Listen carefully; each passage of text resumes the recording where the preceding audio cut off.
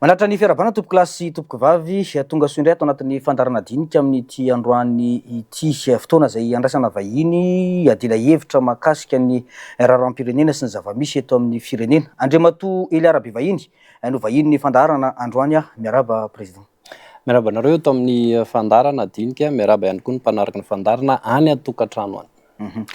Efa ny vahiny teto izy indray mandeha efa tapa-bolana lasa angambo zay. Eliarabe vahiny mpanolontsaina teknika ny filohan'ny fanavaozana, filohan'ny antokotrikafo, filohan'ny kafim ihany koa vovonana kafim.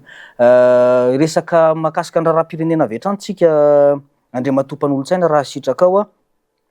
be dehibe amin'izao fotoana izao ny zavatra mandeha herinandro lasa angambo zay, ny resaka fanesorana ireo membre ny ACC niteraka resabe teto amin'ny firenena, ny fanenjehana ny député Gerson Antoine zay isan'ny nampametra-panontaniana maro ihany koa hoe ara-dalàna ve inona zavatra tsikaritra ny aty ivelany zany de hoe tsy mifanara-kevitra ny samy ao anatin'ny fitondram-panjakana amin'izao fotoana izao, zany hoe anareo ao an-dapa ao mpanatanteraka raha mijery ny zava-misy ety ivelany ny mpanara-baovao sy ny vahoaka malagasy inona marina tena zava-misy ao anatiny eo satria azoko antoka fa tsy ny antokotrikafo rery no manodidina ny filohan'ny fanavaozana manoloana ny zava-misy amin'izao fotoana izao io président. Ya, misy tokoa moa zany iny ataontsika hoe zavatra nataony solombam-bahoaka an'arivon'ny mama Antoine Gerson iny teny amin'ny ACC zay niteraka resabe moa zany ny mahakasika an'iny lalàna moa zany no resaka fa za manokana za tsy safidy ny resaka lalàna zany ao anatin'le izy fa ny afotsiny ny fantatro de hoe politika io. Politika io satria tsika miara mahafantatra hoe raha ny teny akianja de marina tokoa zany ary zay misy an'ny voyan'izany no hoe fitakina ny fandravana ny institution rehetra zay le tsy mahomby reo tafiditra atao anatin'izany ACC ny Assemblée nationale sy ny karazany io moa izany androany mbola tsy rava manana ny antony ny filohan'ny fanavaozana zany matoa tsy nandray an'izay fanapahan-kevitra zay fa zany amin'ny filohan'ny otrikafa mampitarika ny vovonana kafima de ozy hoe tsika koa nefa mbola manana ny fikonan-doha pirenena zay afaka anapahantsika hevitra ny mahakasika an'izany de ozy hoe andao ary ararotina io lay fikonan-doha pirenena io anohizana andreo le teboka zay nitakina teny akianja nefa mbola tsy tanteraka de tafiditra ao anatin'izay ny fandravana andreo le androm-panjakana zay lay tsy mahomby rehetra reo. Zay zany no entiko iverenana amin'ny hoe maninona moa ny solombam-bahoaka Antoine Gerson masa manao an'ireny io nge tsotra politika io satria le izy mazava tsara hoe reny zany androm-panjakana le napetraky ny teo aloha nefa mbola tsy nisy zany ny fandravana azy zay efa nolazaiko teo hoe manana ny antony ny filohan'ny fanavaozana ny am'izay fa le izy nefa ny zavatra hita amin'izao fotoana izao de mbola manana majorité ao anatiny ny lay mpitondra teo aloha zay nahongana de ny rariny raha mahasaly solombam-bahoaka satria fantany hoe izy no majorité ao anatin'le izy politika raha teo koa lay resaka ao anatin'le izy za zany raha ny ady-hevitra sahala amin'ireny de ozy hoe za ndray tsy andeha rona makaiza sy makaiza ao anatin'le izy ozy hoe amin'ny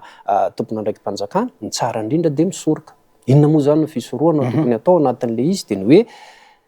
ahoana moa zany no atokisatsika olona tsy ekipatsika ao anatin' lay ACC rariny zany manana mandahana 7 taona nereo fantatsika tsara zany mandahana 7 taona nefa fantany tsara fa en jeu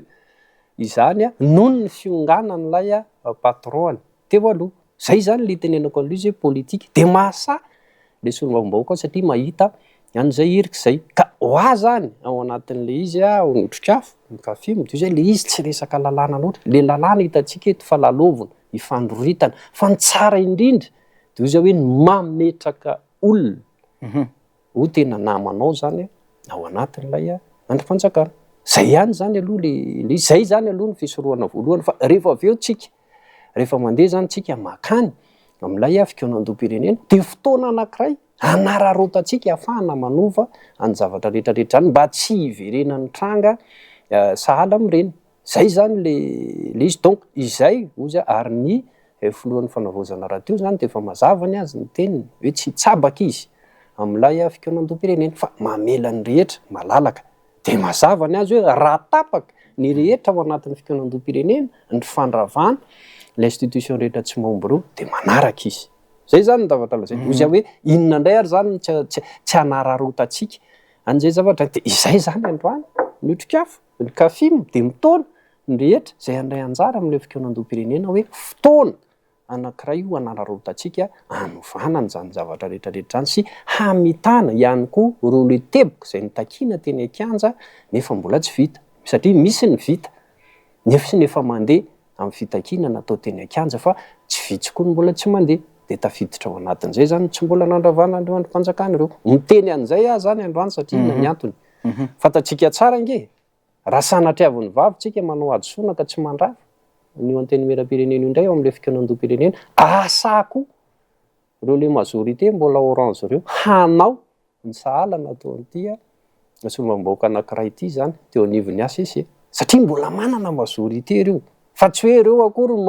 manao polo maramara na t-shirt maramara vera armé de lasa manenjika amin'le filoha am'izay tournéany rehetrarehetra de hoe namany ireo tsy possible zany zavatra zany dikan'izay ozy aho hoe tsy nandrava ny filoha zany teo aloha nandritra an'izay le 7 volana zay de ozy aho hoe manana ny antony izy mety tsy te handray an'le fanapahan-kevitra samy irery izy fa tia zany le fikaonan-dom-pirenena andraisantsika rehetra anjara de ozy aho hoe andao ao noa anapahantsika hevitra an'izay lay fandravanja io zay ady hevitra mandeha ihany tsy problema fa politika nge io hoe ireo ty seza miaro seza mitady seza fotsiny le mitady fomba andravana an'le assemblée nationale na le institution fa tsy momba reo ozy aho hoe zany ady hevitra tsy maintsy mandeha foana zany fa raha mijery ny tombontsom-pirenentsika de ozy androm-panjakana tsy naomby sahala amin'io ve ny mbola andeha iteratsika hitondratsika makany am'lay fanovana de izay zany ninay ny ady hevitra ao anatin' izy ka nahatondronareo ary zay hoe mpitady seza tsy problema zany fa ny fantatra zahay engagé satria izay isan'ny teny an'izany teny an-kianja ary matoa ny ongana mpitondra teo aloha noho ny tsy fomby azy an'ireo fantatsika tsara nge zany ACC zany nisy olona tereko masaka fotsiny teto olany noho ny didina voakan'ny ACC tsy fankahalana ny izy asisy zany fa zavatra misy no resahantsika dikan'izay tsy afaka iantehatra amin'androm-panjakana sahala amin'ireo zany tsika ao anatin'le izy fa io indray moa ohatran'le ady hevitra mampime zany ataon'le sasa za zao alohan'le hidirana tety aminareo de mahita an'le solomam-bahoaka anankiray tsy hanonona azy moa zany zay milaza hoe reny ange nilatsaka député tsy lany latsaka mera tsy lany de androany izy mitaky ny andravanany assemblée ozy ady hevitra azo atao foana zany vetiko aloha tsy mbola misy lalàna nilaza hoe rehefa candidat député zay de tsy lany de tsy mahazo miteny mbola tsisy an'izany teto zay le izy fa raha ny fahitanao ady hevitra tsy zany fa za ahodikodiny eo ny resaka fa zany tsy manakana anay tsy teny mihitsy fa lany inge nareo de lany tamin'ny fomba hoany nareo manana majorité nefa niongana le olona nitohananareo mba nareo ny tokony ametra-panontaniana ao anatin'le izy hoe tena mahona tokoa ary ao anatin'izay fa ahoana nareo ny voaongan'lay lazainareo latsiny am'ty voambolanyity fa nitenenindrareo mbola izy de averiko fa manoana nareo ny voaongan'le lazainareo fa 6% imbécile tokony mba heritreritra ihany ao anatin'le izy fa andao zany ny ady hevitra ka arytsika ambonimbony kokoa fa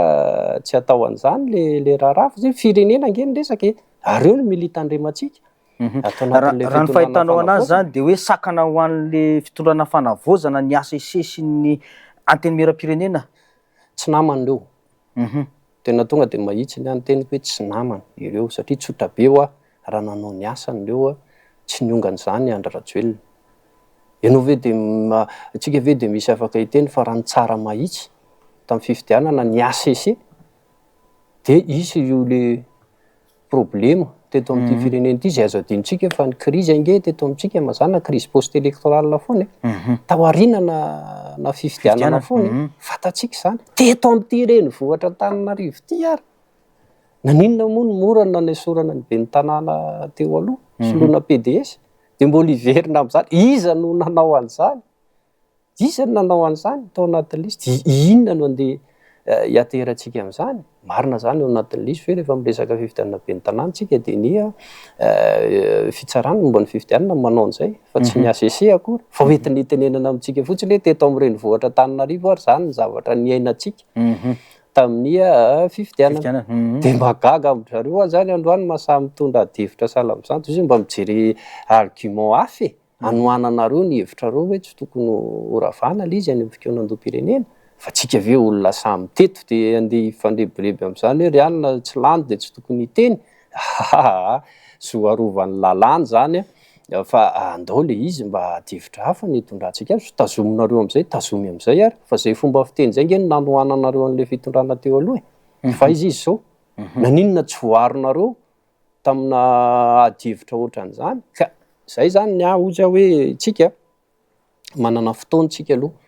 amin'ilay fikonan-doam-pirenena io ary misy rariny ihany koa nge amin'ny lafiny iray raha ohatra hoe tsy nandray an'le fanapahan-kevitra irery ny filohan'ny fanavozana fa tia niombona ny rehetrarehetra zany le izy dia izy hoe efa nanome malalaka ny filohan'ny fanavozana dia andao hoentsika any amin'ny fikonan-doam-pirenena le adihevitra dia zay tapaka io fa zay indray aloha zany ny eto anivon'ny otrikafo ny eto anivon'ny kafim dia hitondra n'izany adihevitra zany mihitsy amin'ny hoe fasahitsika andrava andreo androm-panjakana tsy mahomby ireo zay raha teo moa zany efa manana an'le proposition ana charte iny zay vokatr'ilay assise ny parti politique ny karakaraina ny 12 hatramin'ny 18 volana desambra tamin'ny faran'ny taona teo taondasa teo dia nisoniavina reo le antoko politika misy 19 nanaovana an'iny soso-kevitra iny charte iny hoentina ho isan'ny adihevitra zany mba haroso ao amin'ilay fikonan-doam-pirenena. Ny zavatra mahalasa sainany maro ange andriamatompanolo-tsaina teknika lasa ohatrany hoe tsy modely eo anatrehan'ny vahoaka ny fitondram-panjakana raha mijery ny zavamisy somary iverena ihany hoe ny ministry ny fitsarana zao iny ny teny hoe araky ny lalàna ilay fanenjehana ny PRRM ny teny hoe tsy misy mpitsara azo enjehina ao anatin'ilay fanapahan-kevitra zay raisiny sy asa-pitsarana ataony tetsy ankilany ihany koa reny ny zavatra nisy teny anivony anteny miram-pirenena solombavam-bahoaka sy filohana androm-panjakana mifanasavanga any anatina session ataoko hoe plein air ahafahan'ny olona rehetra miatrika ao mandeha hainao manjery mpanjakana reny zavatra misy zany hoe reny ve ny atao hoe aloha tsy tenenako vahiny hoe comportement fa hoe fomba fihetsika fitondran-tena ana olona mpitondra eto amin'ny tany sy ny firenena zay ve ilay fanavozana zay andrasana aminareo le izy namana Germain dia izy hoe za Eliarabe vahiny tarika ny otrikafo tarika ny kafima tsarao amin'ny zavatra ataoko zany sy ny zavatra resahako amin'ny hoe fiarovana ny foto-kevitra ny otrikafo fiarovana ny antom-pijerony ny kafim za zany tsarao amin'izay fa raha miresakytsika hoe fitondrana fanavozana za zany tsy afaka hiditra amin'ny le lazainao hoe comportement ny hafa ao anatin'le izy samy tompona andraikitra eto amin'ity firenena ity fa ny ano tiako resahana fotsiny dia ny hoe matony nidina an-dalambe ny vahoaka malagasy tsy ny rehetra zay nandray anjara tamin'le tolona nanomboka tamin'ny 25 septembre dia noho ny tsy fihetezany ny zavatra nataony fitondrana teo zay indrindra mantsy dia ny azy zany tsotra be ao anatin'le izy mila maka-lesona tsika atao anatin'ilay fitondrana fanavozana na ny fomba fihetsitsika na ny fomba fitenitsika indrindrandrindra ny fomba hitantanantsika ny firenena ny azy zany zay fotsiny tompona andraikitra isatsokajiny tokony samy aka-lesona amin'izay zavatra zay dia miverina ihany androany ny filohan'ny fanavozana rehefa manome lesona atsika ato anatin'ilay fitondrana fanavozana inona moa zany le lesona omeny dia tsotra be ao anatin'le izy hoe mamela malalaka ny adihevitra andeha mamela malalaka an'ilay fikonan-doam-pirenena ary tsy mitsabaka ny amin'io zany fa mamela malalaka atsika rehetra zay andray anjara amin'ilay fikonan-doha zany alalaka amin'ny adihevitra rehetrarehetra sy ny karazana dikan'izay ozy lay ery amin'ny faratapony ary miaraka amin'reto le mpanolo-tsaina avo efatra miaraka amin'reto manome an'izay modely zay toy izay hoe tokony ho modely koa zany itsika rehetrarehetra ao anatin'le izy dia averiko ihany hoe za tsy miteny ny hafa mihitsy iny anjarany ny manazava hoe maninona ny mahatonga an'izay comportement zay tsy hidirako fa ny fantatro fotsiny hoe za amin'ny mahafilohan'ny otrikafo amin'ny tarika ny kafima mampanolo-tsaina koa dia miezaka no mitandrina ao anatin'le izy satria io ne azadiny fa matoa ny ongana ny teo aloha noho ny tsy fahombiazany ny zavatra rehetrarehetra tsy nentina taony ary taty amin'ny faraparany zany Andry Rajoelina vao tonga saina hoe ianareo reo lay piso lelaka ianareo reo le mpanao wiwi reo tena isan'ny voa toy hoe androany tsika atao anatin'le fitondrana fanavozana mila maka lesona mora ngeno mitsikere fa tsika indray zao ny eto tsika indray ny eto de mila modely zany rehetra atao anatin'ilay fitondrana fanavozana en plus les situations mbola somary sarotsarotra satria vao valivolana teo nge zay ny lasa teo anatin'le izy de mbola ho tsarain'ny olona tsika amin'ny ambiny de ny anazy zany zay fotsiny hoe mba za veriko hoe tsy tsara toerana tsy tsara toerana mampitarika ny otrikafo mampitarika ny kafima sanatriaviny zany hoe andeha hananitra ny hafa tsia fa ny otrikafo ny kafima miezaka ho modely amin'ny comportement politika sy ny fomba fitondra ny lera raha de zay mahatonga anay hoe zay raha teo moa ny safidy no arofanina ary ny fampiresahana tamin'ny filohan'ny fanavoza zay de mahatonga anay hoe tohananay ny anay ny zavatra tsy mety ny zavatra mety fa ny tsy mety miezaka koa zay miteny hoe misy an'reto tokony ho areniny de izay nge ny nay no mahatonga anay hoe na tsy mahafaly ny hafa ary ka zay indrindra mantsy hoe le arabe vahiny efa mpanolotsaina teknika ny filohan'ny fanavozana fa tsy mitovy hevitra amin'ireo tandapa-sasany raha mijery ny fanehon-kevitra mandeha amin'ny tambajotra serasera sy ny maro samihafa ka tediavinao anipoditra akondro amin'le filoha zay toanako ary avy zay nge lizy za tsy ny otrikafo ny kafima arofanina zay ao anatin'le izy zay tsy hamitaka ny filoha ao anatin'le izy satria zay sambo ray miaraka aminy tsy hoaro hitan'ilay filoha sy le mpanolotsaina avo anakefatra reo ny zavatra rehetrarehetra fa anjaranay amam-panolotsaina anay no misito manohana zay zavatra mety ho de tohananay ary mitehaka zay ao anatin'le izy manomboka tsy miteny hoe mivatateraka fa efa mba milamindamina raha oharina miteo aloha resaka délestage ny rano efa mba mitady ny fomba rehetrarehetra ireo le déplacement rehetrarehetra ataon'ny filoha manerana Madagasikara de matetika misy fitokanana foana zany fotodrafitrasa makasika ny rano misy forage io zao izy any Ambovombe any Fort Dauphin de isan'ny manao an'izay zay zany mandeha aloha iny lay fitediavana vahaolana amin'le izy tsy miteny aho hoe efa miva fa tsy continuité de l'état ve reny fa zay le izy indray tsy hitovizana ny fomba fijery makasika an'izay volam-bahoaka nge ny resaka volam-bahoaka ny resaka fa tsy volako na volan'le mpitondra teo aloha de zay tsona an'izay fo zay hoe ny mety tohizany ny filoha nge efa nilaza mazava tsara hoe le fotodrafitrasa nataon'ny rehetra teo aloha dia anjaratsika ny manokatra sy tokana azy volam-bahoaka reniko fa satria ve nataony teo aloha de tokony ho jerentsika fotsiny eo zany ohatran'le fisandrantana efa manomboka karakaraina ery amorona kony ery kosa veriko ihany hoe volam-bahoaka le izy za ndray zany aloha le adihevitra ohatran' zany mba hitako ihany hoe somary hafahafa ka zay ny no iverenako hoe notrikafo kafima tsy han'olo bato mafana ary tsy hanipoditra akondro amin'ny olona tohanany mihitsy zay zany lesy fa lizy nge namana Germain de zao alatsiny fa tena ataoko mahitsy hoe ny asa roa tampiaro amin'le fitondrana fanavozana nge tsy mitovy tsy fantatro hoe hatraizany degré no an'ny tsirairay fa ho anay zay ne nanomboka nitondrany Andry Rajoelina ny teteza mita ny fantady ny fomba rehetrarehetra hoe tena tsy mahomby le mpitondra ray ity fa ahoana ny fomba za aloha tsy menatra mihitsy miteny hoe anonganana an'ity tsy menatra amin'izaniko zay nandray anjara tamin'izaniko zay le izy de 12 taona tonga tamin'iny tsika nanomboka 25 septembre hatramin'ny 11 octobre be de be ny zavatra niainana tao anatin'le izy zay manokana fantatrao tsara hoe inona ny ainana nandritran'le dika zay ny asa roa tampiaro tsy mitovy ao anatin'le izy ary androany zay tena mba miezaka mihitsy mitady fomba hoe ahoana ny arovana an'le filoha sy le mpanolotsaina avo efatra ahoana no anampiana an'ireo mba tsy ho diso amin'ny fanapahan-kevitra raisiny de amin'ny mampanolotsaina kosa ve de raha mahita zavatra tsy mety de andeha mitaka azy de merci président bravo président ary zao ny elanelany ny filohan'ny fanavozana amin'izao fotoana izao sy nitondra teo aloha tadiditsika tsara za tao ary kabary retany ren-danitra iny tamin'ny fametrahana ny premier ministre amin'izao fotoana izao John Arson mamitiny de nilaza tsara ny filohan'ny fanavozana hoe monsieur le premier ministre, ianao ny premier ministre safidiako fa ianao koa rehefa mahita zavatra tsy mety ataoko de tenena aitsiwa lesona nge tsisy mihoatra an'izany ka ny premier ministre ary ataony an'izay ko sapan'olotsaina ve raha mahita zavatra tokony an'loran-kevitra sy fanotsiana tsy miteny aho hoe feno zay le izy fa tsy hitovy le adidy sy andraikitra saninay izy amin'ny toerana misy azy hitantsika hoe tototra tsy andeha araka ny zavatra rehetra fa za ndray le mpanolotsaina mbola mpiandry bus mpandeha tongotra ery fanerasera amin'ny kamaroan'ny olona rehetra de maheno ny feon'ny olona iny de mampita zay indrindra vao saika metrahako fantaniana hoe zavatra tsikatra za zao mahafantatra mpanolotsaina anankiray miaraka aminareo ao andapa ao miaraka amina V8 fumé basy misy garde du corps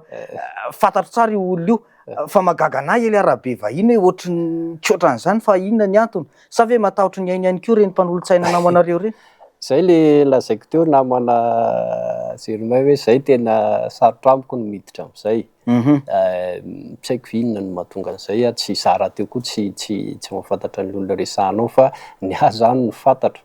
ao anatin'le izy hoe za mpanolotsaina fa za miaina ety anivon'ny fiarahamonina ety tsy manana souci mihitsy aho zany hoe andeha atao hatran'izao na andeha atao hatran'izao zay le izy ary indraindray arange ny olona ny variana ao anatin'le izy foana koa ary ty mpanolotsaina mbola miaraka amin'ny susika bisy aminay ity zay ny misy aloko tao akory ary mbola andeha miara mandeha tongotra ity rehefa taraiky bisy indraindray mba mety mavita taxi moto ihany indraindray fa ho azy zany ozy aho hoe aiza mozy nge ny tena ahitanao an'ilay fahasairana ny fiarahamonina mila mitakosina miaraka aminy ianao le filohany noho ny adidy sy andraikitra saniny tsy mahavita an'izay isan'andro izy de anjaranay no manao an'izay asa zay zany sy mitatitra ny aminy hoe misy zavatra ohatran'izao tokony hojerena misy zavatra ohatran'izao tokony ahitsy fa le izy tsy hoe lasa mpanolotsaina zany androany de lasa tonga de miova tanteraka eo zao tontolo zao de nazary zany samy manana ny fomba fiainana ao anatin'le za tsy miresaka ny hafa na manome tsy ny hafa tsy hany fa ny ahy zany ny andraikitro mpanolotsaina ahy indrindra hoe mampitarika ny otrikafo sy ny kafima zay no saniko ao anatin'le izy fa veriko hoe reny feo hitarainan'ny olona eny anivon'ny fiarahamonina reny zany no entina an'loran-kevitra an'le mpitondra de zay ngambo somary hafahafa amin'ny hafa ihany le izy satria nazatra antsika teto rehefa tandapa de le eny tompoko merci président de aveo le président miongana toy izy hoe tsy tiako za manokana mafiloan'ny otrikafo sy mitarika ny kafima tsy tiako iongana ny olona toanako ary tsy tiako anao adosoana ihany koa zany satria mahatonga tonga am'izao fanovana zao tsika noho ny tsy fombiazany teo aloha de manana ndraikitra am'izany ny tsy le filoha rehetra fa ny olona rehetrarehetra manodidina azy na ny taloha na ny ankehitriny de izay zany mety ho hafahafa amin'ny hafa ihany le izy fa ozy aho hoe tena zaika matoa tsy zany namorona an'izany fa tsika samy malala matoa zany misy filoha anankiray mafy be sy tena mahavaly sy mahafantatra ny tena filan'ny vahoaka na ny firenena hoentiny noho ny fianony rehetra miodidina azy fa eto ambonin'ny tany tsisy filoha zany hoe andeha aheno sy hafantatra ny zavatra impossible ary tsisy antony koa zany andanimbola mpanjakana anakaramananay ratsy anao an'izay Eli Arabe vahiny isan'ny vaovao azoko tamin'ny namana mpanao gazety ny zavatra nitranga tao amin'ny festival Tsapika ianao sy ny mpanina ny famaly raha ny vaovao azoko sy ny sary azoko inona marina tena zava-nisy tamin'ireny fotoan'ireny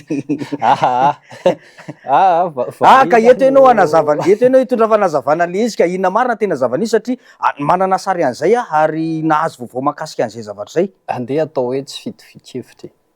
zay no hitondrantsika azy fa raha fifamaliana manjary somary avoavo mantsy lay zavatra nitranga somary avoavo na ny feo na ny aho ozy aho hoe zany nge zavatra mety mpitrangy amina fitantanana firenena zany fa za ozy fotsiny aho hoe za na mpanolotsaina teknika ary matsiaro ny tendako tompona andraikitra resaka comportement ianao teo ka zay indrindra mantsy le izy toy izy hoe tsy za mihitsy kosa ny andeha hitondra an'izany ety amin'ny anao manjery hoe zao ny zavatra nisy ozy aho hoe nisy roana tsy hitrangan'ny zavatra sahala am'zany ary zay noa tokony atao anatin'ilay izy ka mialatsiny azy zany androany fa tena tsy afaka iresaka ny resaka comportement mantsitsika teo ny resaka comportement tsika teo de nefa zavatra hitan'ny olona zany zay zavatra zay a ary voarakitra antsara ho an'reo manampanao gazety ary voaraiko zay vidéo zay a de gaga be zany mahita le izy hoe ino ty zavatra am'tragno ty sa hoe zay mihitsy zany le fomba fiasanareo reto milamina ihany conscience ko rehefa tsy avy amiko zay ia zany zay fotsiny ao anatin'le izy fa any andeha teny an'izany eto kosa asa mitompona ndraikitra indrindran'izay olona zoko be atsainy reny amin'ny mahafoloan'ny anteny miram-pirenena azy na misy ary ny hevitra tsy itovizana zay ndray kosa aloha zany raha zay indray nde sahanao hoe ny hevitra tsy itovizana tsy normal nge zany ao anatin'le izy filohan'ny anteny miram-pirenena fa iny masom-bahoaka ohatran'ireny mihitsy saina ozy hoe dao tsika iofa adivitra fa tsaratsara kokoa tsy aty amiko le izy no mety efa le fanontaniana satria raha miteny amiko anao hoe nanao an'izao an'le olona ty afaka manazava fa za ao anatin'le izy zany mipetraka fotsiny amin'ny fa inona zany tena natonga le adihevitra mpanolotsaina le izy le natonga le fifamalina mihitsy zany le izy ange zavatra tsotra fotsiny ao anatin'le izy hoe lay fitondrana fanavozana fatatsika efa misy ny hery politika maro samy hafa miodidina an'le filosy mandrafitra n'lay fitondrana fanavozana dikan'izay koa zany misy fomba fijery samy hafa ao anatin'le izy ny tanjona fotsiny de ny hoe tsy zany sanatrivo ny tokony hoe ampalemy an'ilay fitondrana fanavozana fa tokony ho hery lehibe ary le izy a hoentina manohana an'io zay zany le izy ka hoy aho hoe tsika am'izao fotoana zao zay ny no averiko foana hoe tamin'ny toeran'ny pitsikerany teo aloha fa zao ndray a mipetraka amin'ny toeran'ny tsikerainy zay olona rehetra nanaiky ara-iasa amin'ilay fitondrana fanavozana de andao hitadiny fomba rehetrarehetra amahana ny olana zany satria marina fa hoe olana napetraky ny fitondra rehetrarehetra ny fandimby zany le vahana am'izao fotoana zao fa zay tsy ala olana koa nefa tsy ohatran'le amin'ny resaka an'le TVM tsy ala olana koa zany resaka tsika zenao rehefa avy eo ka tsika zao neto a de miezaka mamaha olana tsika ahoana iny resaka TVM iny le izy nge zao fotsiny izy moa nandany azy tany amin'ny volana faran'ny volana desambra raha tsy diso any nandanina azy izy nandany azy le miteny hoe andeha hanafona azy androany any zay zany le adihevitra ao anatin'le izy hoe atsika inge namana Zermain tsy miteniteny foana hoe androm-panjakana tsy miteny an'izany tsika ary tsy resaka fankalana an'izasiza le izy fahafa ihany hoe lanina le izy tamin'ny farany taona de androany ray hoe manohana ny andavanana io fa ozy aho zany ao anatin'le izy hoe na izany na tsy zany koa nefa lay TVM aloha tena manahirany ny hetra tena tokony ho takina tokoa zany ao anatin'le izy fa hitanao ihany koa le izy hoe hafahafa am'izao situation iainantsika zao sanatria mbola andany sy ampiatra an'izany zavatra zany a manahirana raisinao hoditra akondro ve zany le izy aloha zany lalàna le izy a da ozy aho hoe io zany lafa lalàna ihany koa no afaka manafona azy fa misy fanapahan-kevitra koa nefa azo raisina foana aloha mampiantona an'ireny satria ny situation zao zany tena mbola tsy mety tena mbola tsy mety ny anaovana zavatra sahala amin'ireny na situation économique iainantsika na politika tsy manahirana ny fampiarana an'ireny ninninona fanazavana hoentina ao anatin'le izy ka za zany ozy aho hoe reny zavatra reny anatra mianatra ho anareo le mpanangatanana sasany nge sady matory ny manangatanany tao anatin'le izy io se anatra fa mba tokony alohan'ny andany lalàna zany ao anatin'le izy de mba mila mamaky ka zay indrindra mantsy hoe 163 député ve de tsy mba nisy nahita an'ireny zavatra hoe lalàna vakina eombany maso ve de tsisy nahita inona ny fandraisan'ny antokotrikafo an'izay manoloana an'izao zava-misy am'izao satria zao zany tsika mianakavy vao samy tabataba manoloana le izy hoe ay nisy an'ity tato ka zay le izy hoa miresaka fanovantsika zany zavatra rehetrarehetra zany no tokony hojerena ny fanovana azy le izy nge zany indraindray nge micomprendre hoe raha misy ady nge tokony ataon'ny soloam-bahoaka de hoe rehefa misy lalàna sahala amin'ireny alohan'ny andohan'ny loi de finance sy ny karazany mba tokony misy fotoana lavalava mihitsy andefasana an'le izy meloa mba hamakina azy ao anatin'le izy de mba hahafahana mandinika tsara zay vao hoe andany na tsy andany an'le izy fa ny olana eto amintsika koa nge de zay ny mpitondra manao ny fomba anana ny majorité fotsiny ao anatin'io assemblée nationale io mba hafahana zany mampandany an'le zalalàna tsy mamoetra salamreny zany amoretana le malagasy nefa ahitan'ny sasany tombotso. Zany mila lesona somary tsoahana ao anatin'le izy anytsika zany ka tsy variana raha hoe jerentsika nge misy olona ao ny teny miram-pirenena io tsy mitondra hevitra zany anangatanana no anakaramana azy zany mba mila lesina tokony tsoahantsika hoe olona sahala amin'ny ahoana koa no fidintsika olona mitabataba eraky ny salina fotsiny ny atao mandritra izy miady micro fotsiny sasany sotran'izany tsy fanaratsiana an'iza sisa fa miara-mahitsy tsika sarotiny satria za koa isan'ny mandohetra mandray anjara amin'ny tombontsoa ny karaman'izy ireny zany lesona mila tsoahana satria zao crise zao zavatra iainantsika zao nge na tiana na tsy tiana ho avy amina fifidianana foana zao kapitso lava kapitso de io tsy le solombavambahoaka ihany tsy le olo mofidy ihany fa tsika le mpifidy koa inona koa ny andraikitritsika zany ao anatin'le izy fantatr' zao fa olona eo amin'le fiarahamonina manahirana izy fa fidina ihany marina fa misy ny alabato fa fidina ihany dikan'izay ozy aho hoe misy responsabilité partagée io amin'ny teny vahiny tsy mamely anizanizy fa mba samy makalesona mba samy makalesona hoe manaraka re mba olona tokony ahoana koa no mentsika ny vatotsika fa lasa manahirana le izy de tsika ihany nge ny fiteran'le izy rehefa aveo ny fiteran'le izy rehefa aveo fa za tena milaza aminao fa zay moa zany fantatry ndretrarehetra am'ireo raiky amby 50 amby 100 reo nge fa raha hitanisan'aranao tsika hoe izavo moa zany solombavambahoaka risy ary fa ny akamaroany tsy isy mahafantatra zany isy mahafantatra zany nefa solombavambahoaka zany raha ny zava-fahasahiranana iainantsika zany tena tokony hitanao foana amin'ny adihevitra isan'andro san'andro eo zany fa le izy moa zavatra hafa ny maimaika foza hoe io misy lesona mila tsoahantsika tsirairay avy tsy io tsy ny mpanao politika ihany mora koa manko no miteny hoe ny mpanao politika mihitsy ny tsy alehany fa ntsika le izy le manome fahefana koa de zay le hoe mba samy mandray ny andraikiny ao anatin'le izy eny ary somary iova loha hevitra kely tsika mahakasika an'le resaka tsy fandriam-pahalemana zay mandeha am'izao fotoana zao ty Andriamatoa Mpanolontsaina faranteo zao raha tsy diso ianao isanidina tany amin'ny tapany atsimo nosy iny mahakasika ny resaka zazavaria raha inona marina tena zava-misy mahakasika an'ity satria raha ny vaovao azonay de misy tambajotra goavana io ary misy anarana député voatonontonona ao anatin'le izy raha ny fampiresahana zay natao tamin'ny filohan'ny fikambanana albinos Madagasikara moa zany mbola ao anatin'ny fanaovana fanadihadiana moa zany izy fa ianao isanidina tany an-toerana inona marina tena zava-misy ihany zany le izy aloha melohan'ny amalina zay de tena eto zany de tena hoe tena mitondra fiononany amin'ny anarany otrikafo ny kafim ho an'ireo le ray aman-dreny sy ny fianakavian'le zaza niaran'ilay abibina moa zany tao anatin'ireny zavatra ireny satria raha ty taony ty manokana fetombohan'ity taony ty mandra-pahatonga nyty volana jona ifampiresantsika ireo efa maromaro ihany zany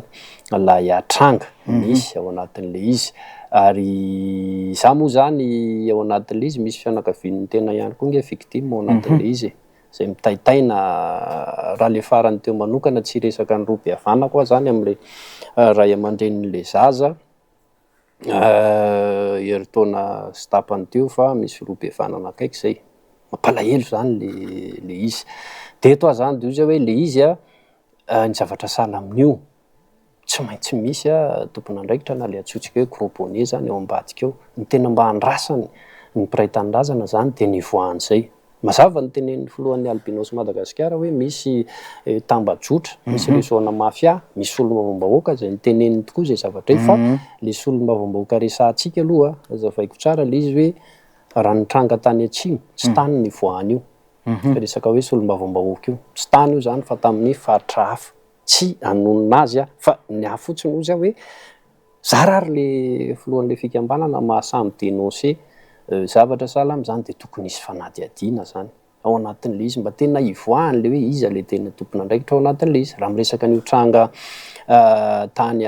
Toliara io tsika misy mpitsabo ange tratra ao misy mpitsabo tafiditra ao anatin'le izy am'le 12 menada ary tsy vitany hoe mpitsabo fotsiny izy tany aminy natratrarana ny lohan'le zaza dikan'izay zany ozy mahafantajavatra io le mpitsabo io tsy hitovy am'le hoe mpitarika posy nandeha hoe noentina fotsiny natao nisamborana an'le zaza nakana an'le zaza de teny am'ray aman-dreny sy ny karazany fa za zany eto tena oza hoe mila anaovana fanadihadiana lalina reo olona eo mba hivoahany marina indrindrandrindra io mpitsabo io satria tany aminy natratrarana ny lohan'le zaza ny azy zany zay tena verimberiko marina fa efa nampiakarina eto Tananarivo reo ary efa eny Tsefa zay fantatray moa hoe nandalo raharaham-pitsarana omaly omaly ariva le 20 menadary io tsy mbola nisy didy mivoaka moa ho za hoe aleo le izy sanatriavony vava tena sanatria tena averiko indray mandeha hoe sanatria hoe any le 20 le hijanona eo le raharaha tsia izany tena ao ambadika io zay zany tena mila mazava satria le izy amin'ny lafiny ray misy finonom-poana zany le izy zany hoe sorona anaovana zany moa ny resaka hoe anaovana sorona anaovana zao de mahatsiaro zany ny tranga sy tao Afrika Atsimo tamin'ny fotoan'androny vao nandeha io le resaka sida io nendrareo moa ambony be 20-25% ny azy ny amin'ny population no tratrany VIH avokoa dinona ny resaka nandeha tamin'izany de hoe ny fanaovana firaisana amina zaza virginy noa manasitrana an'izy de aripaka ny zaza tao Afrika Atsimo nefa le izy tsy marina de io ndray koa zany mandeha eto amintsika hoe anaovana sorona hitazomana fahefana ozy ny sasany mampanakarena ozy ny sasany de lasa aripaka le praitanindrazana amintsika ka tsy mety le izy reny anefa zareo reny le olona manana toetena varira zanakitsika nge reny rahalahintsika na bavintsika raitapo amintsika ihany ao anatin'le izy de tena mba manainga ny retraretra zany andao mba harovana gasy mitovy ihany tena andao mba harovana fa tena mampalahelo ilay praitanindrazana ao anatin'le izy de isan'ny fiarovantsika azy ny famoahana ny mariny mba samy iny fanome vaovao io nge fantatry ny fiarahamoniny hoe iza ny manao inona ao anatin'le izy de mba mila mahasatsika midenonse fa rehefa tsy mahasahy midenonse tsika tsy hivoaka zany koa marina makasika an'io de andao le izy mba tena ataon'izay satria amin'ny lafiny ray koa nge le izy tia indray zany amin'ny mpanao politika hitanao koa nge hoe misy acte-na déstabilisation ihany le izy satria hitantsika hoe ny fiseho iny ny tany Toliara de aveo indray vetivety eo tany Aberoa de am'izao ka zany hoe ohatrany sesisesy be le izy misy le izy hitanao zany hoe misy acte-na déstabilisation sanatria zany sanatria ohatrany misy tehiteny hoe io ary misy filoha miaramila reo misy mpanolontsaina avo anakefatra miaraka aminy miaramila zany hoe misy miaramila 10 rahalahy mitondra amin'ny firenena nefa hoe mbola ohatran'le sary aseho zany ohatrany hoe mandrefy de tianao hoe tsy mafy akory resaka sécurité ohatrany matazana an'izany zany ianao am'le raha misy de ozy hoe aloha tsy mifandrefy ohatran'izany fa sanatria ve mifandrefitsika de ny praitanindrazana no anaovana bibina sahala am'ireny mba tsy mety kosa le izy ka averiko androany za zany tena manitrikitrika mihitsy hoe nanonona tsy nanonona anarany izy soloavam-bahoaka lay filohan'ny albinos Madagasikara tokony ho jerena akaiky ary tokony atao ny fanadihadiana makasika an'izany zay averiko ihany tsy tranga tany atsimo na voataona n'lay soloavam-bahoaka fa tamin'ny faritra hafa tsy anjarako no miteny an'izay voza hoe alefaso lay fanadihadiana fa ty tany atsimo ty le mpitsabo ty le dokotera na tratrarana ny lohan'le zazy ty akoatran'ny hafa zany oza hoe tena mila jerena akaiky mila tomorona akaiky ny fanadihadiana atao amin'io tsy teny zavatra betsaka zany miodidina an'le mpitsabo satria tsy anjarako zay fa za fotsiny ozy hoe mitrokafo ny kafimo de anara-maso akaiky kosa aloha an'le raha mpitsabo-panjakana ve izy io sa mpitsabo amina privé ataontsika fotsiny zany hoe mpitsabo satria tsy anjarako zay manjary sao de lasa mipetraka amin'ny toerany tokony anao an'ilay fanadihadiana zany de tsy mety ilay raharaha fa zay fotsiny le izy hoe alefaso lay fanadihadiana fa lasa manahirana ary io nge de zao zay zany ny tena mahasarotany anankirengezabe hitsarany olona n'le fitondrana fanavozana io zaho anatiny hitsarany olona atsika io de tena hisorana ny filolo zany sy ny gouvernement efa nandray n'lay fanapahan-kevitra tao anatin'le izy tamin'ireny zavatra natao tany atsimo reny fa mampatsiahy fotsiny eto nisy tranga koa le tao Marovoay mbola tsy hita lohan'le zaza mandraky ny androany mila jerena akaiky reny ao anatin'le izy zay zany ary zahako manokana isan'ny nde tsy lazinina zany fa isan'ny satria le zaza tany Marovoay fa ny fiaviany avetsy Ambohidratrimo isan'ny nandevina zany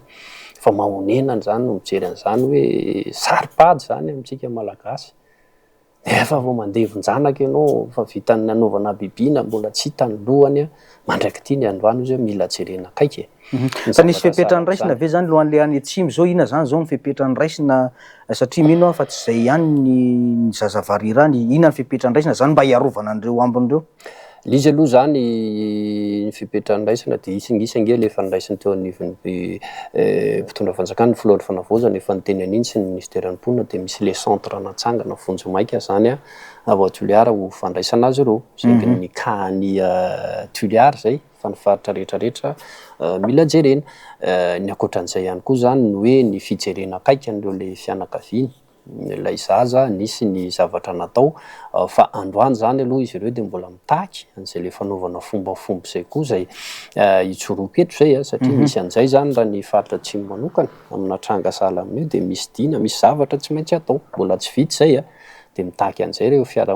fianakaviandreo ka mba hampilamina an'le fiarahamonina zany de ozy hoe mila jerena no tokony hanaovana sy hanatanterahana an'izany raha zay no ilaminan'ilay raharaha aloha akoatran'ny raharaham-pitsarana de mila jereny zay. Misy ihany koa zao fepetrany raisina tsy hanonona azy hoe aiza sao de anahirana le izy fa misy brigadiny gendarmerie nge mitana efa mandray andraikitra zany de mitana zazavariry matory eo aminy isakariva sy ohatran'izay manara-maso azy eran'ny tanàna zany aloha fepetra efa mahafinaritra. Fa eto fotsiny manao tolo-kevitra hoe amin'ny maha olona manana toetena variry amin'ireo koa tsy mitovy amintsika na ny fahazakana masoandro ny hafanana sy ny karazany de manolo-kevitra ihany zany hoe aleo jerena tsara koa anaovana étude tsara hoe aiza ny faritra tena tsara ametrahana an'ireny satria tsy mitovy amintsika ho ary zareo tsy mahazaka an'le toe-tany mafana be sy masoandro be sy ny ohatran'izay de fa tsara le fanapahan-kevitra ozy hoe andao jerena tsara hoe aiza amin'ny climat eto Madagasikara no tena mety ao anatin'le satria tsy ny faritra rehetra no mety zay zany zay mila jerena ao anatin'le izy de manararaotra eto hoe misy zavatra ho ataon'ny zareo de atao mba hifanome tanana amin'ny zareo zany amin'le dia be ho ataon'ny zareo fa mandeha moa ny publicité rampitso moa izy io anatin'le izy rapitso manomboka amin'ny 10 maraina eo amin'ny vavahady ny stade Bariany fotoana de mandeha moramora de tonga ao amin'ny kianjan'ny Iragasy eo Ampefiloha zany misy fanakalozan-kevitra ho atao zany eo ao anatin'le izy de izy andao mba hanotriny an'reto lay mpiray tanindrazana amintsika reto ao anatin'le izy mba tsy hiverenan'ny tranga sahala amin'io tsony fa mampalahelo le izy de averiko hoe miandrandra vokatra amintsika atao anatin'ny fitondrana fanavozana ny fianakaviana de andao mba tena ataontsika ny fomba rehetrarehetra hivoahan'ny marina makasika io fa raha misy ray soro le fantatra hoe tena mpanao an'io ka mivoaka tena hafa ny zavatra hitranga. Eny ary alohan'ny tena hirosotsika ao anatin'le resaka Ramadan isan'ny mampanitikitiky ny sainy maro sady somary miverina kely politika isan'ny mampanitikitiky ny sainy maro sady mampieritreritra ny maro ny mpanara-baovao indrindra mpanao politika ihany koa etsy andaniny ty resaka kafim zay vovonana kafim ty inona marina tena antony fananganana an'izy io président satria raha ny zavatra tsikaritry ny maro de ohatrany hoe manangana bazy mezaka mitety faritra ny kafim manangana bazy mba hiomanana amin'ny fifidianana taona 7 ary raha ny fomba fijery de hoe fanohanana ny colonel Mikael Randrinirina izay zavatra ataon'ny kafim izay satria raha mijery ny mpitarika ny kafim de saika mpanolo-tsaina ao anatin'ny fitondrana fanavozana eto anao amaly an'izay fanontaniana zay inona marina tena antony fananganana n'ilay kafim inona ny tena tanjona ao anatin'ilay kafim. Misy hevitra hijoroana aloha le kafim zay zany le izy io vondronanay le antoko politika 900 reo ny anjaranay aloha zany voalohany de manaparitaka an'izay le hevitra zay mandresy lahatra ny mpiray tanindrazana zany mba hanaraka an'le hevitra sy mba hanaraka ny kafim ihany koa activité politika mahazatra zay veriko hoe tsy tokony hiteraka ady-hevitra akory zany fa anjaran'ny mpanao politika nge ny antoko politika ny plateforme politika ny mandresy lahatra ny malagasy hanaraka azy sy ampafantatra ny heviny zany zavatra naizanaiza eto ambonin'ny tany zavatra fanao zany zay hitako hoe tsy tokony hiteraka ady-hevitra fanohanana tsy fanohanana ny filoha indray nge mazavy ao anatin'le izy hoe ahoana moko zay ny mpanolotsaina ao anatin'le izy dia zay zany mipetraka mazava ho azy ny fanohanana ny fitondrana fanavozana. Le fanavozana tena resahana zany hoe le filoha sy ilay mpanolotsaina avo anakefatra ny fanohanana an'ireo zany ho anay le izy tsy adevitra. De ao anatin'izay ny hoe manao fampelezan-kevitra na le filoha raha tsy mbola fantatritsika akory hoe hanao inona izy ka zay indrindra mantsy hoe ara-dalàna ve izy raha irotsaka zany raha ohatra ka hoe izay zava-misy de ozy hoe zay aloha zany androany ny ataon'ny kafimy fa tsy mbola misy resaka mihitsy hoe anohana ny filoha manao an'izao manohana azy aloha zany zay avy tany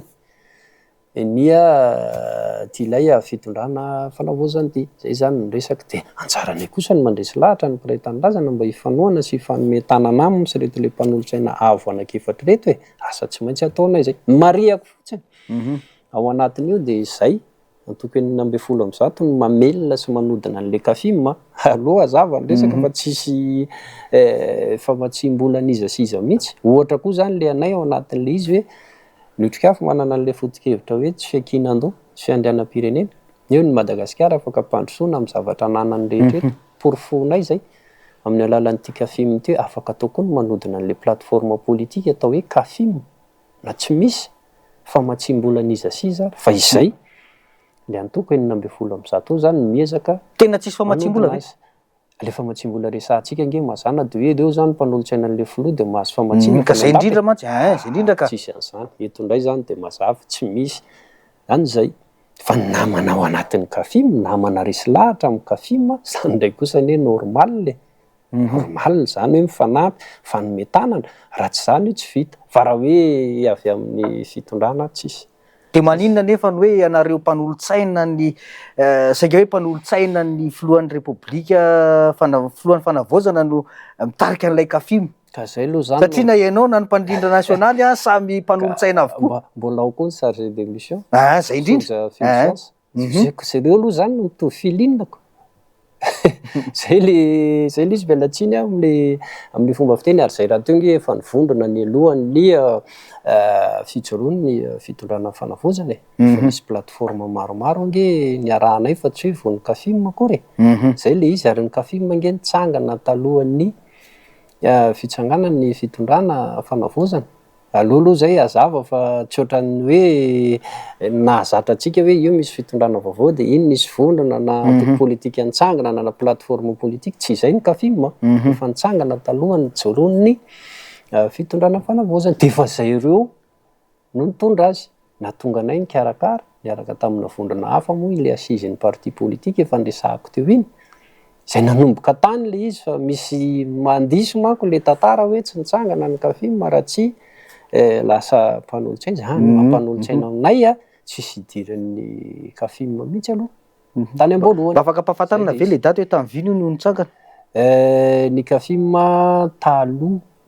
le assise natao aloha zany le teny Akorondrano la iadosy hatramin'ny 15 décembre iny fa talohan'ny kafimy tena marina mbola nisy koa le hoe VMI hoe fondrikely manova ifotony iny rehefa avy eo zany zay mbola izahay ihany no nitarika azy iny no niofo ho kafimy rehefa avy eo rehefa niezaka nanambatra zany zay ny hery ny mpisehatra politika rehetrarehetra hikarakara n'inylay assise iny zany hoe io zany talohan'ny oktobra 2020 sy 2021 no efa namolavolana zay zany le izy fa tsy otrany hoe satria vita lay tolona ny 11 na 14 oktobra de nitsangana ny kafimy tsy zay akory le izy de zay zany no entina iresahana androany hoe zany fitetezam-pahatra fandresen-dahatra zany kosa zavatra activité mahazatra ny antoko sy ny vondrona antoko politika zany zavatra tsy maintsy atao zany fa tsy misy hoe satria izao na anohana an'izao na anohana an'izao de ny averiko ihany androany hoe na ny filoha raha tsy mbola niteny an'izany eo candidat fa mety anohatra mety anohana sa nolotra olonareo amin'izay amin'ny taona 7 tsy maintsy zay mantsy ny hafaran'le izy ho an'ny kafimy manokana aloha fanolorana olona zany tsy mbola antsika fanolorana olona ho filoha ny repoblika zay ny adihevitra ka zay indrindra fa raha resaka hoe solomavambahoaka na be ny tanàna nohatran'izany zay koa mbola zavatra hafa zany tsy maintsy manana foana. Filohan'ny Repoblika ny resantsika ka. Androany aloha zay manohana mbaranay zany a fomba sahala natao fa manohana ny filohan'ny fanavaozana sy ireo le mpanolotsaina avo efatra ireo zay. Zay zany aloha ataon'ny Kafim androany. Inona ny fanapahan-kevitry ny filoha rehefa rapitso ho hitantsika eo indray a. Izay zavatra zay fa ny raisanay aloha zany a de samy tompona andraikitra zay atao anatin'ny fanavaozana de mila mamita any mission io. Zay aloha zany ny ady hevitra ny avadiky ny apitso zany mbola zavatra hafa zany de ho hitantsika eo indray fa misy mametraka zany manko zay ady hevitra hoe ohatrany miomana amina fifidiananao ka zay indrindra ka zavatra hita zany de ohatra hoe ohatr'izay mihitsy io zay hoe sady ampedinareo am'le filohan'ny fanavaozana eto fotsiny zay fa tsy manana an'izany eritreritra zany aloha zay androany fa zavatra eritreretina de fanohanana n'ilay filoha sy aferiko foana le mpanolotsaina avo anakefatra amita an'ity mission anankiray ity de le fanavaozana. Mba afaka zavaina kely ve le foto-kevitra ijoroan'ny Kafim mare? Misy teboka maromaro ao anatin'ny fiarahana ao anatin'ny Kafim zany zay natonga anay zany a nanolotra an'ile proposition na charte zay verina hoe tokony ifehezana ny fitondrana ao aorianan'ilay zay zavatra mety hivoaka zany ao anatin'ilay concertation misy teboka maromaro izy zay reny efa naparitakay na beresaka ho an'ny hafa moa zany io ve ny hevitra ny any andapa io ve nzao zay ne mpanao politika zay ne tompona andraikitra de miezaka mitondra ny sosikevitra izay sosikevitra lay sarta zany zay averiko any io entinay fandresen-dahatra any amin'ny concertation nationale de iny zany no entinay zany hoe zavatra efa naparitakay iny mahafantatra ny filohan'ny fanavaozana mahafantatra ireo mpanolotsaina avo anakefatra ireo mahafantatra ny eo anivon'ny FFKM zay hitantana ny olay fikonan-doam-pirenena io efa niona tamin'ny SADC zay impiry mahafantatra le tolo-kevitra ny Kafim ihany koa ireo ary iny nge nafinaritra ny inspireny hafa le proposition na sarta ny Kafim de betsaka ny nanao tato ariny toy zay mihitsy le incitena ao anatin'ilay izy mba tonga any amin'le fikonan-doam-pirenena tsika mba tsy tanapolo fa misy hevitra hoentina makany amin'ilay fikonan-doam-pirenena mety tsy hitovizana io de ina le teboka ao anatin'ilay izy ary anatin'ilay izy ohatra nge lizy moa zany raha miresaka hoe foto-kevitra tsika ny toko politika anankiray no manana an'izay fa rehefa miresaka hoe plateforme tsika de le teboka hitovizana zany no mampifandray mampifamatotra de zay le tiako antanina ina le teboka isan'ny zavatra resahanay zao ao anatin'le izy zay le hoe averiko efa andresantsika teo fa ny fitakiana teny akanja makasika an'le to l'institution tsy mahomby karavan'reto de fa nanaiky ny fanapahan-kevitra ny filohan'ny fanavaozana zay hoe aleo ary any amin'ny fikonan-doam-pirenena no manapa-kevitra makasika an'izay de isan'ny hoentina eo zany ho entina eo ny fandresen-dahatra ny mpizaika amin'ilay fandravana ny androm-panjakana tsy mahomby reo ankoatran'izay makasika ania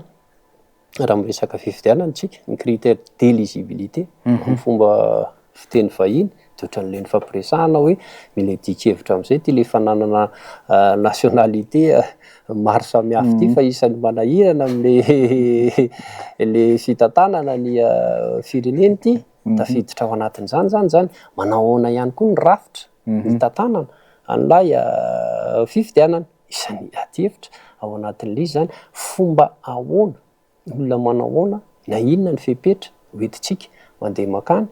amin'ilay fifidianana ny karakarana ny fifidianana be de zany hoe lisy teboka efatra fa misy ahoana ny tenenako azy hoe misy détail be de be zany ao anatin'le izy fa ozy aho hoe izay ngamba ro resahantsika afaka ataotsika anokanana tena ary tsara zany raha mialohan'ny fikonan-doam-pirenena tena mba hoe zany sosikevitra zany ray no entina ao anatin'le izy hoe misy an'reto andao mba hoeditsika hevitra moa zany ao anatin'ilay raharaha fa ny manahirana fotsiny zay ny tsy mahazatra atsika ny tsika indraindray ny tsy fitovikevitra de lasa mampifahavalo atsika de iny zany tena manahirana kinona mahatonga anareo mpanao politika manao an'izay fireneny ty za aloha mialatsiny fa raha notrikafo sy ny Kafim tsy ampy zany za fotsiny zao miteny anao raha hoe notrikafo za zao tena mahitsy be miresaka aminao eto fa ny olona tonga de mitsara ohatran'izany hoe ny PRRM na ny filohan'ny fanavaozana te hanao zavatra fa lay mpanao politika manodidina azy no manery azy hoany amin'ny lalana tsy tokony ho izy indraindray hoe misy fanapahan-kevitra tsy tokony ho tapahana de lasa ohatry hoe voatery ilay filohan'ny fanavozana ho anatin'ilay izy ianareo mpanao politika manodidina azy no mahatonga azay zavatra zay raha ny fomba fijeriny olona mety tsy diso zay fa ny akoho zany de tsotro ty zany fomba fiteninay teo aloha de tsy afaka tsy androany any andeha hiova am'izay am'izay zavatra zay a nahoana aloha zany zay rehetrarehetra ro nge de le filohan'ny fanavozana nanindry anay dikan'izay izy ihany koa zany ny afaka manapa-kevitra mahakasika anay inona ny tiako resahana ao anatin'le izy mandeha lay fitondrana fanavozana de ny fantatry ny olona voalohany de le PRRM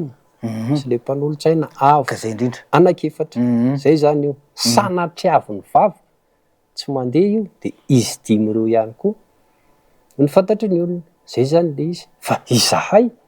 ao anatin'le izy a zavatra haingony miodidina azy manolotsaina azy io zany ao anatin'le izy ka za zany a za tena mialatsiny fa ny otrikafo ny kafimo tsy de le isan'ny antoko politika na le plateforme politika mirona loatra am'le hevitra hoe te anao le filoha fa le miodidina azy no zany angeny lazana ny Andry Rajoelina koa teo aloha fa zay indrindra ma tsy veriny zay zavatra zay am'izao fanohanana ao anatin'le izy de hoe anosehana an'ilay filoha raha ho anay manokana aloha ny anosehana azy andray tsy andray fanapahan-kevitra sanatry avy ny vava andiso fanantenana any piraitandrazana fa ho anay hoe rehefa matsapy izy hoe misy tsy mahomby zay a misy ohatrany manao zavatra hafa zay a manana fahefana feno izy anala anay ao anatin'le izy fa izay ny tsy manana fahefana anala azy zay zany le izy dikan'izay raha ny fahefana feno any aminy sy reto le mpanolotsaina avy namany anakefatra hoentina amahana ny olan'ny firenena hoentina hitondrana vahaolana ho an'ny Madagasikara fa tsy aty aminay miodidina azy fa tena misy ve le tsy fitovi-kevitra ho anareo samy mpanolotsaina ao anatin'le izy za le tsy fitovi-kevitra ngamba no mety samy manana ny eritreretintsika ao anatin'le izy fa tsy fitovi-kevitra zany amiko ohatra hoe ao tenenako azy io nge samy manana ny expérience-ny amin'ny fitantanana an'le firenena za zao ny ady avy any ny tiako tenenina hoe misy tena misolelaka be zany ve ao anatiny ao aminareo ao zany no sarotro hitorahan'ny mpanolotsaina namana vato zany fa tsy afaka milaza an'izay fa ny afaka teneniko kosa aloha de misy ny adevitra zay misy ny adevitra amin'ny samy mpanolotsaina miodidina ny filoha zany ange zany hoe hevitra tsy tovizany zany rariny zay ny tsy olona hoe avy amin'ny antoko anankiray na vondrona antoko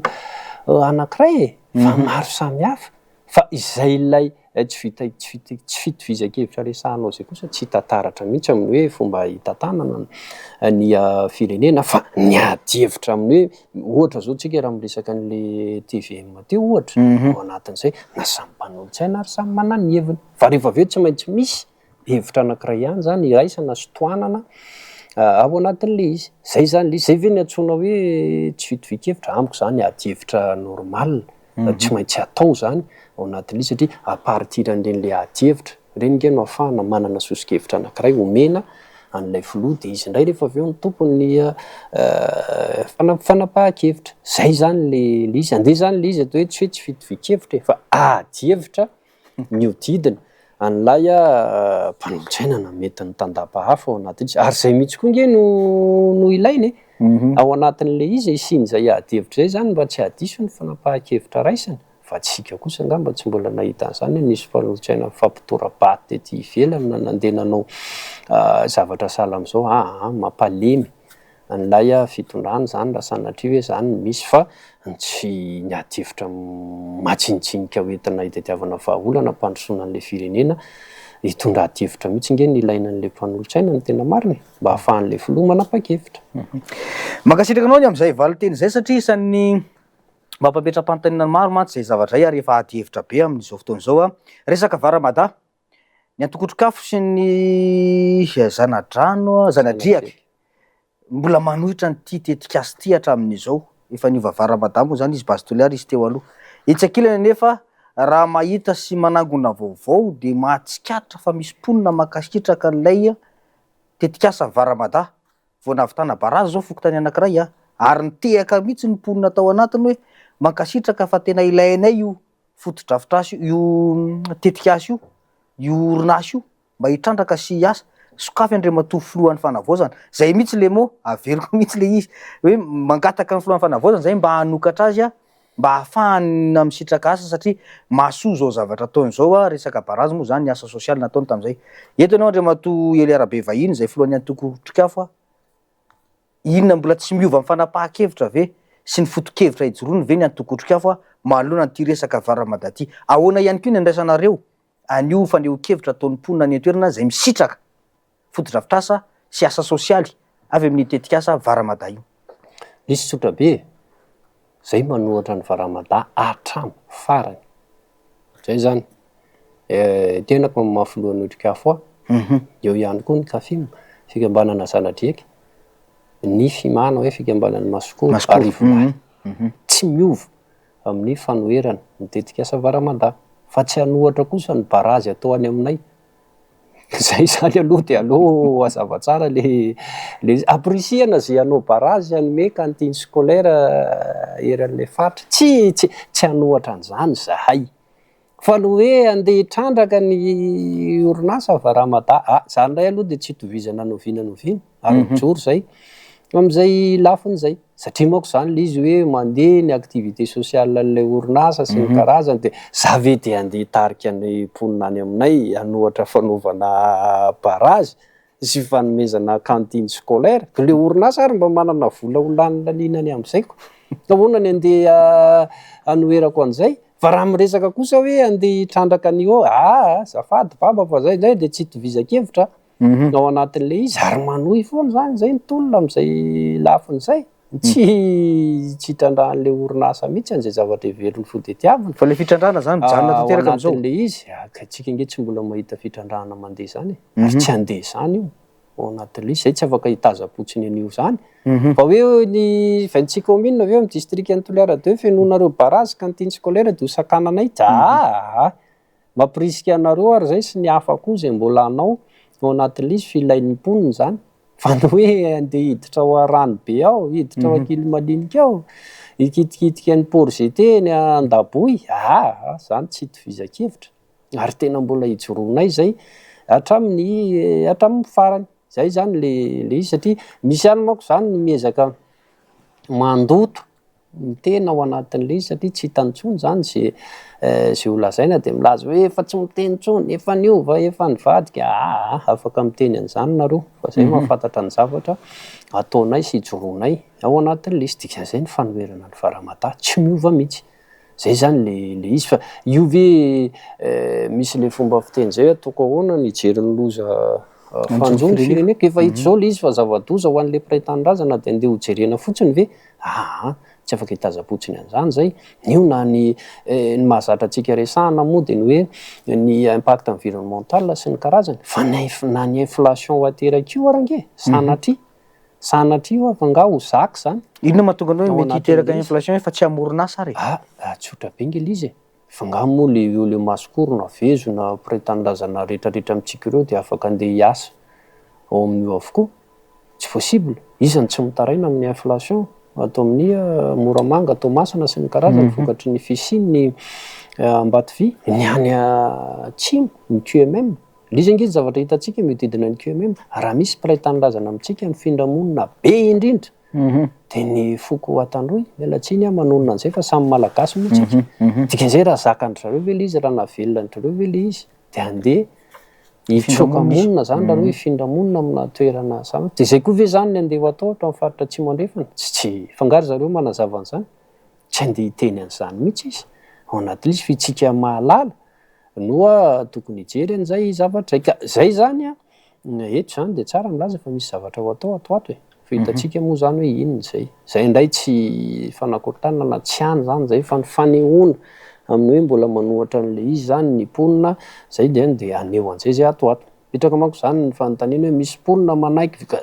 normal kolomenao cantine scolaire sy omenao barazy ve de andeha tsy hitehaka anao ao anatin'le izy fa zakolo Ely Arabe vahiny nivezivezy any aminay za tsy mbola voatora-bato teo amin'ny commune misy na ny district misy nefa fantatra ny fijoroanay mifanoherana an'io zay zany le izy heverinao ve raha ohatra akasitrahan'ny mponina io de na ny fandehanana any ary tsy hanahirana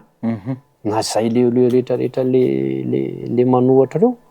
zay le izy ka io a manontany ianao de mazava ny valiteny tsisy hevitra miofo zany mahakasika ny faramata tsy mety io de tsy mety io ary joro hatramin'ny farany amin'ny fanoherana an'io zay. Mbola tsisy tetikasa mandeha nefa mbola anao hetsiky nareo, inona ny tena antony? Aha, tsika nge no milaza azy hoe hetsika fa hetsika zany ange zavatra zay nge isaky ny tonga any zany ny tenako de manao fivoriana foana mba misara vaovao amin'ny ampiray-tanindrazana satria tsy maintsy atao le mba fifampizarana fifanetana an'izay satria hitanao ny olona any ambanivohitra nge tsy tsika rehetrarehetra ny araka ainao manjery na araka réseaux sociaux mba sahirana koa nge le mpiray-tanindrazana amiko mahita ny masoko takomandry zalahy vola takomandry zalahy vola ny sofina ny vava de lasa manontany anao hoe fa nga tsika tsy antsony fa nga efa niova zany tsy maintsy mba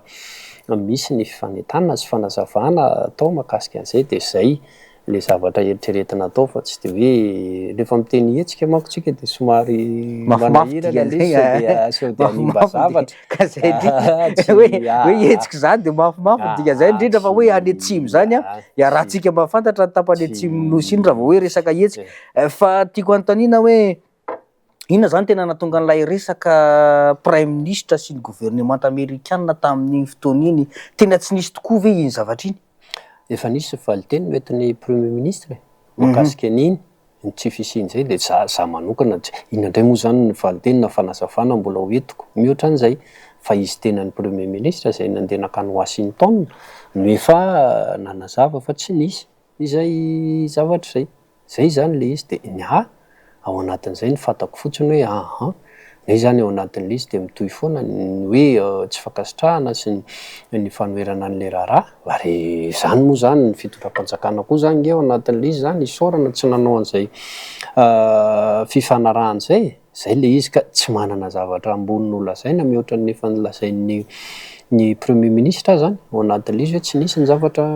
ny fanarahana zay zany le izy mandraky ty ny androany koa tsisy fitrandrahana mandeha zany ao fa ny activité sociale sy ny karazany averiko ihany hoe za manaova betsaka anaova betsaka fa zany tsy olana mihitsy fa no hoe andeha anaiky an'le izy aloha zany tsy zany zavatra hafa zany ka eto aho zany de zay hoe io mila fijerena lalina io zavatra anankiray io satria raha ny tena manokana ny tena manokana dia maromaro ihany le fanambatambazana mandeha zay tsy fantatra hoe mety fivavaka menazy koa ve na ohatran'izany andeha ataontsika hoe fanambatambazana zay le izy fa za ndray aloha zany iza manao an'le fanambatambazana le iza moa zany mpahazo tombotsoa zay mieritreritra ny azo tombotsoa am'le izy moa zany mazava tsara zany fa misy gasy misy malagasy misy malagasy miasa any eo misy malagasy miasa ao ary hoana moa ny atafidiran'io any raha tsy misy malagasy miretsokombakombamy zany nge pisy foana tamin'ny tantarany zao tontolo zao sy ny tolona rehetrarehetra natrehany zay le izy misy vahiny koa nefa aneo manomboka miditra antrehatra ny vahiny am'le fanambatambazana zany ao anatin'le izy fa tsika indray tsy io indray mandeha tsika ny mandalo ety efa tonga ny fotoana nadinana anao hoe inona zany nataonao tamin'ny fandalovanao tety de ahoana ny andeha tenenako hoe za nandray vola tamin'ny varamata nivaritra ny taninrazako tsy manahirana be zany andeha hoentindraiza moa zany le vola rehefa avy eo fa io inona ny mba ho avela zany ho an'ny taranaka faramandimby de eto aho zany manararoatra ihany mba miteny misy adihevitra diso koa nge hoentintsika